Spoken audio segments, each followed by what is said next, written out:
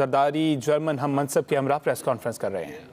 We support a peaceful and prosperous Afghanistan, contributing to stability and regional connectivity. It is our hope that the Afghan authorities would be responsive to the international community's expectations regarding inclusivity, respect for human rights for all Afghans, including women, and take effective actions against terrorism. For its part, the international community must be actively engaged in preventing a humanitarian crisis. We also believe that the release of Afghanistan's financial assets would be crucial in stabilizing the economy and giving it sustainability. This is all the more important as the world's attention and resources are currently focused on the Ukrainian crisis. It is essential that the people of Afghanistan also receive the world's attention. I assured the Foreign Minister of Pakistan's continued support to foreign governments, the EU and international organizations engaged in evacuation of their personnel from Afghanistan. We have facilitated the evacuation of over 90,000 people belonging to 24 countries and international organizations so far in the earlier phases. The ongoing conflict in the Ukraine was also discussed. Pakistan has continuously emphasized the principles of the United Nations Charter, including self-determination of peoples, non-use or threat of use of force, respect for sovereignty and territorial integrity of states, and peaceful settlement of disputes. Pakistan remains concerned about the well-being of the Ukrainian people. Reports of civilian casualties, massive outflow of refugees, and internally displacement of peoples are disturbing. In solidarity with the people of Ukraine, Pakistan has sent 4 plane loads of relief assistance, including medicine and food items. The Ukrainian conflict has shown how interlinked today's world is, as ramifications of a conflict on the European continent are being felt in Pakistan in the form of rising fuel and food prices. Since the conflict started, we have been in regular contact with the leadership of Ukraine and Russia, as well as the European Union and other European partners, urging continued dialogue and diplomacy in the pursuit of peace. We once again emphasize the indispensability of the immediate cessation of hostilities and constructive engagement. Pakistan fervently hopes that a solution would be found through dialogue and diplomacy at the earliest possible.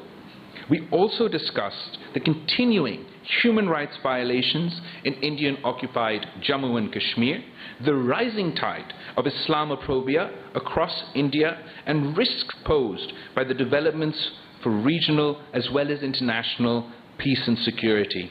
In the latest incidents, derogatory remarks made by 2 senior officials of India's ruling BJP party about the Holy Prophet, peace be upon him, deeply offended the sentiments not only of Muslims in Pakistan, Muslims within India, but Muslims across the world. And I emphasize that sustainable peace in South Asia remains contingent upon the peaceful resolution of the Jammu and Kashmir dispute in accordance with the relevant UNSC resolutions and the wishes of the Kashmiri people. Pakistan has close cooperations with Germany in a number of areas, and we desire to expand it further to other areas of mutual benefit of our 2 countries. I conclude by thanking the Foreign Minister for her visit, and I look forward to continuing to work with her towards regional peace and for further deepening our bilateral ties. I will now give the floor to the Foreign Minister of Germany. Thank you very much, ladies and gentlemen, Excellency, dear colleague. Thank you very much for the friendly and warm welcome here in Islamabad. We are meeting today in a time of multiple crises. The Taliban, as you have mentioned, have brought incredible suffering and hunger to the people in Afghanistan. But the crisis has consequences far beyond its borders, and no country has felt the impact more severely than your country, than Pakistan. Furthermore, Russia's invasion of Ukraine is not only threatening the foundations of our international order. Russia's restriction on wheat exports and its siege of Ukrainian ports have sent food prices skyrocketing. Few countries import more wheat from both Russia and Ukraine than Pakistan. And the climate crisis is the biggest threat and the greatest challenge for humanity as a whole in the 21st century, and it is affecting our countries already. These crises mutually reinforce each other, and therefore we cannot deal with them separately, but we must tackle them all at the same time. We have to work together and support each other, and this is also why I'm here today. Today we discuss at length the situation in Afghanistan. Over the last years and decades, millions of people fled Afghanistan in search for a better and safer life. Successive governments and the Pakistani people have shown a big heart by selflessly welcoming these people inside your borders and by providing them with food, shelter, and a chance for a better future. I know that this was not always easy. It is an enormous task that Pakistan is shouldering on behalf of the whole international community, and it deserves our solidarity and support.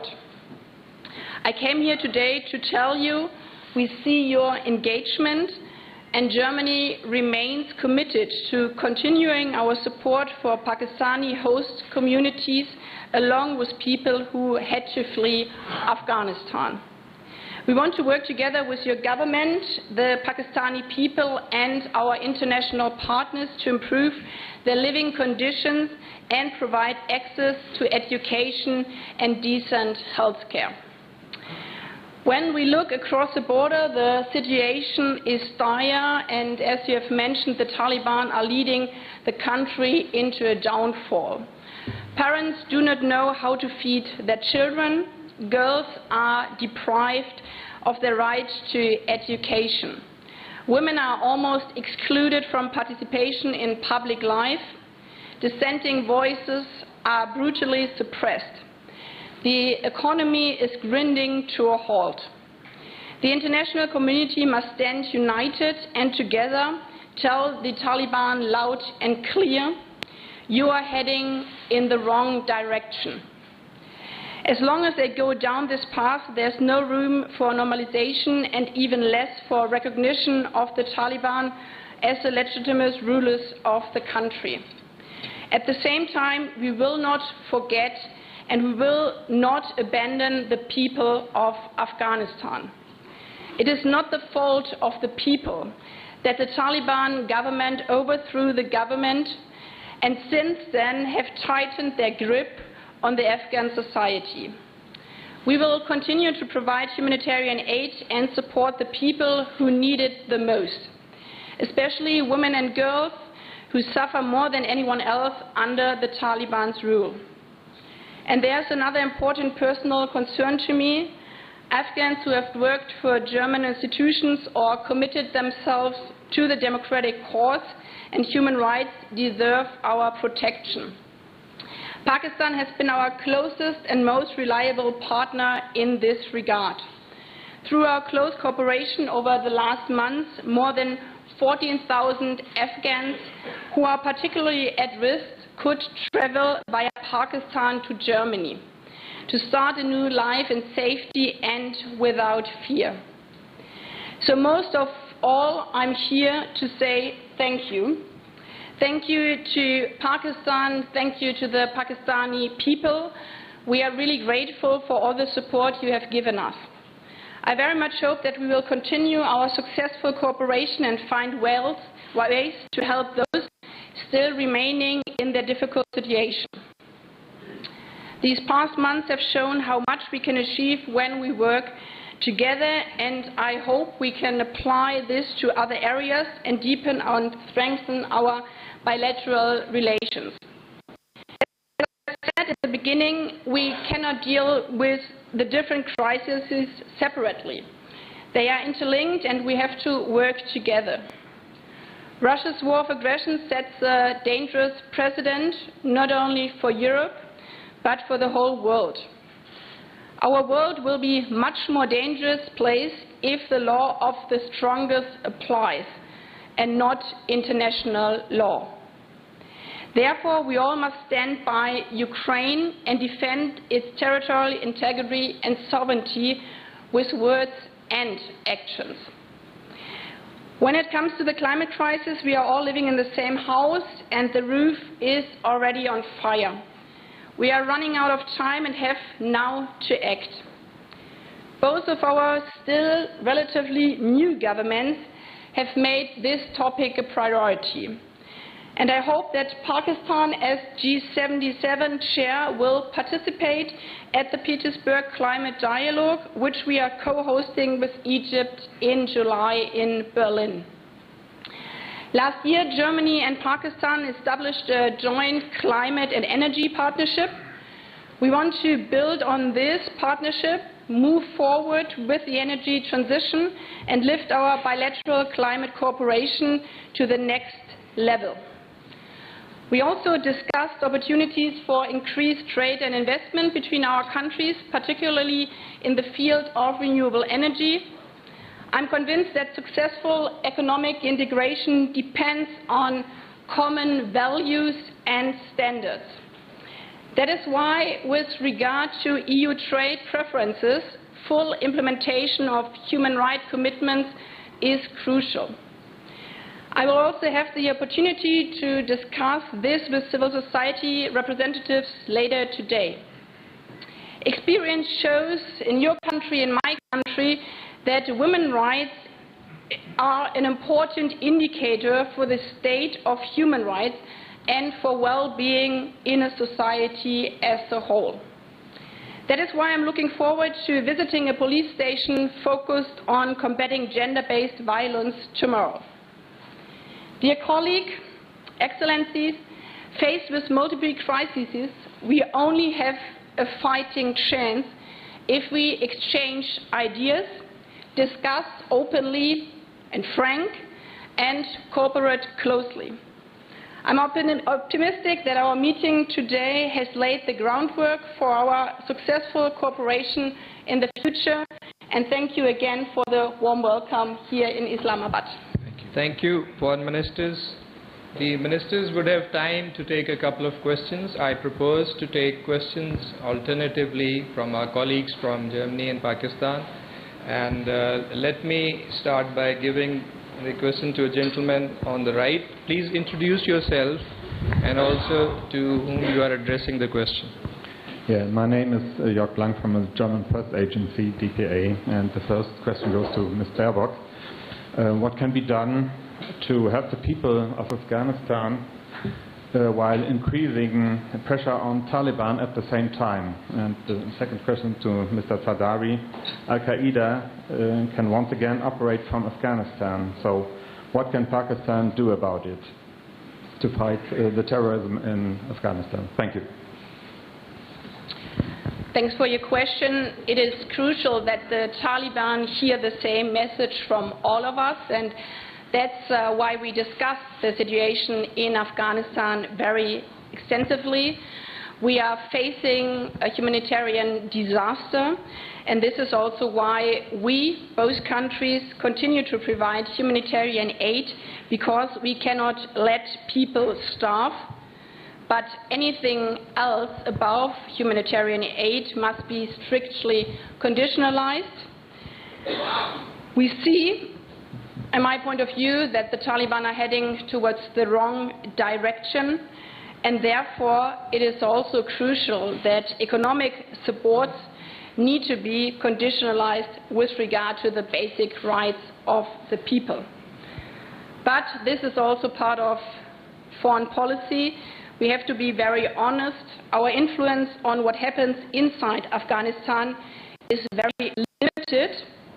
It depends on the Taliban making rational choices in their own economic interest, and that is not what they are doing right now, and therefore we are supporting the people of Afghanistan with humanitarian relief and bringing out those who are endangered by their life. I'm going to address all three of your questions because I think it highlights sort of the main expectations from Pakistan and the international community from Afghanistan. One is dealing with the humanitarian economic crisis, and then, as you said, terrorist activity from Afghanistan vis-à-vis Al-Qaeda. We have in Pakistan been facing the brunt of terrorism and extremism over the past many decades, and so have, of course, the people of Afghanistan.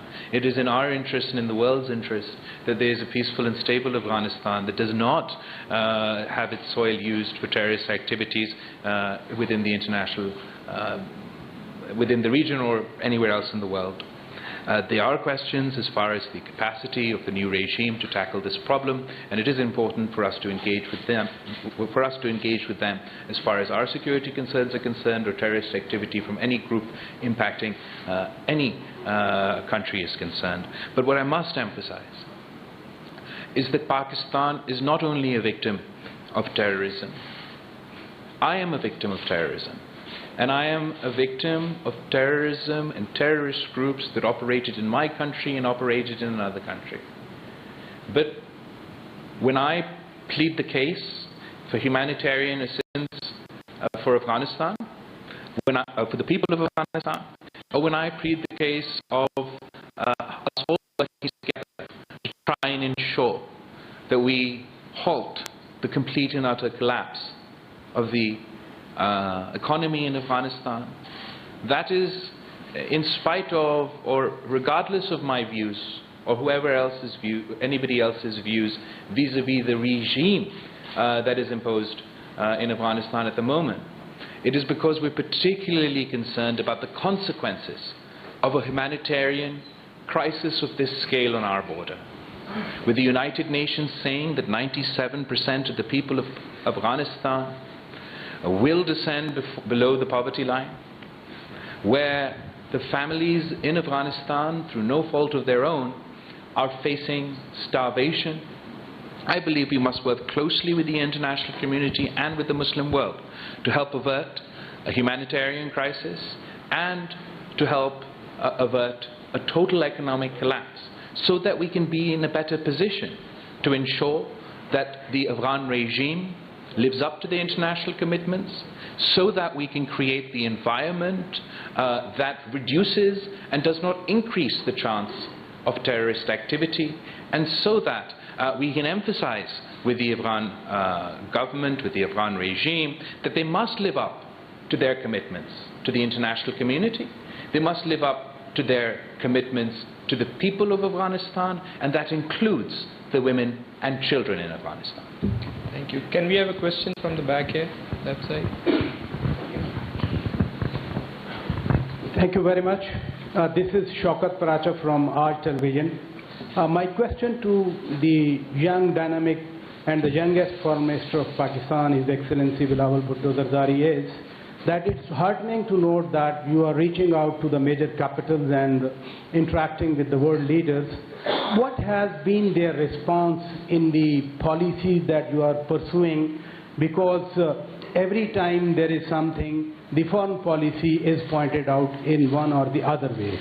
And Honorable Foreign Minister of Germany, thank you very much for coming over. We are so excited that our director, one official, is wearing a dupatta containing the German flag. Right now she's sitting over there. My question to you is, you repeatedly talked about the international law vis-a-vis Ukraine, but what is the applicability of the international law, humanitarian principles in case of Kashmir? Why the global powers are silent? Why there is no voice about the rising Islamophobia in India, as you have seen the recent outrage in the entire Muslim world about the comments, whatever they have been made by the spokesperson of the ruling party? Why the word is silent? Thank you. Should I start with your... I'll start with your first question. Shukriya Paracha Sahab, thank you very much. I've only been in the this office for a little bit over a month now, but our priority in 3 words is engagement, engagement, engagement. We feel that if you don't talk with the world, if you don't engage the world, you can't put across Pakistan's view, you can't convince them, their societies, their leaders, their parliamentarians, their civil society. If Pakistan refuses to engage the world, then we must forget about being able to convince the world and achieve our objectives on a foreign policy front. Other than that, my priority is to focus on economic relations. We're working towards a pivot in Pakistan's diplomacy, towards economic diplomacy. We're encouraging a reset of our relationship with countries across the board, given the transition in government, and we're focusing on a more nuanced foreign policy, but our emphasis is trade over aid. Our emphasis is enhancing economic cooperation. As I mentioned earlier today, Germany and Pakistan's economic bilateral relations are great, but we want to get more out of our relationships. And the major priority for me as Foreign Minister of Pakistan is how can I ease the economic difficulties of my people. And on the main agendas on our list on that front is the FATF restrictions, the FATF restrictions that are causing a drag, an unnecessary drag on the Pakistani economy in difficult times, the GSP plus status that Pakistan had won with Europe in previous governments. We're very keen to see that that status is extended, and the Pakistani businesses and Pakistan, the Pakistani economy can benefit from these. From this opportunity. So these are my priorities, and as far as the India question is concerned, I'll allow Foreign Minister to respond. Thanks for your kind words, and thanks for the question. The foundation of the United Nations is that human rights are indivisible, and this counts for every region in the world. This also counts for Kashmir. This counts for women's rights. This counts for minority rights and also religious rights. And therefore, we support the work of the United Nations, also with the situation in Kashmir, to ensure that all the human rights are being guaranteed within the different bodies of the United Nations. We are not part of the Security Council, as you know, but within the work also of the Human Rights Commission and of the Special Envoy. And we believe that a constructive approach from both sides and confidence-building measures are the only way forward to improve the relationships between Pakistan and India. The bilateral agreement to implement the ceasefire along the line of control last year was a positive step. We also discussed it in our talks earlier on. We believe that more steps should follow this line, and I think it's really a strength of different governments if there's a provocation that one doesn't react but really stands to its own and the international principles. Thank you. Can we have a question from the lady here in the middle? Hello, Daniela Fates from the newspaper network, Redaktionsnetzwerk Deutschland. I want to address the topic of Afghan refugees. There are still a couple of thousand refugees officially eligible for coming to Germany. Did you agree on a way and on a time when these people can come to Germany, and how is Pakistan helping with that? Could they all be transferred, by example, to Pakistan? And also, sir, what do you expect in exchange from Germany for helping in this issue? And Ms. Baerbock, humanitarian organizations do criticize that the conditions for being able to come to Germany for Afghans are too strict, are too narrow. Are there any plans to widen these possibilities? And one last question, if I may, as you addressed the Ukraine war, and I didn't quite understand what you were saying. Is Pakistan now condemning Russia's attack on Ukraine? And do you ask Russia to withdraw its troops? Thank you for your questions. I'll start with the Afghan refugees. Pakistan has a long history in hosting Afghan refugees and helping with the refugee crisis as a fallout of the first conflict, and unfortunately the threat of a major refugee fallout not only for Pakistan but for the international community if the humanitarian and economic crisis increases is extremely grave. We've been from day one, from before the fall of Kabul, after the fall of Kabul, and up until this point we're working with many countries within the EU, the international community, and anyone and everyone really who are working around the clock to either get their citizens or those who worked with them to their countries. And we're hoping that the third phase of our for these transit refugees from Afghanistan to Germany will happen very, very soon, and at the moment, as we speak, I believe that there's something, there's a procedural, the summary on this issue is being circulated in our cabinet, so it should be only a matter of time that we can move forward on the third phase of the transit Afghan refugees. As far as what Pakistan expects in exchange, we expect nothing.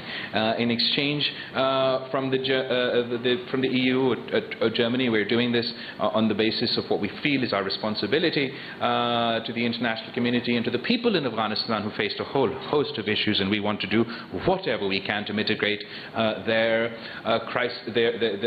difficulties.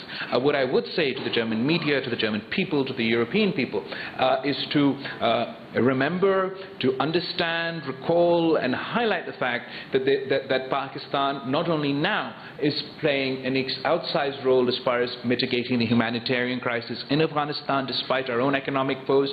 We're going above and beyond to help everybody with their refugee or sort of the transit refugees, and this is the face of Pakistan, a modern Muslim nation playing a responsible role on the world stage. And don't see Pakistan in the way that perhaps these groups that we all have our own views on would sort of the impression or the perception that Pakistan has in the international media is often colored by the activities of these groups rather than the activities of the people of Pakistan. As far as Ukraine is concerned, Pakistan has not changed its position.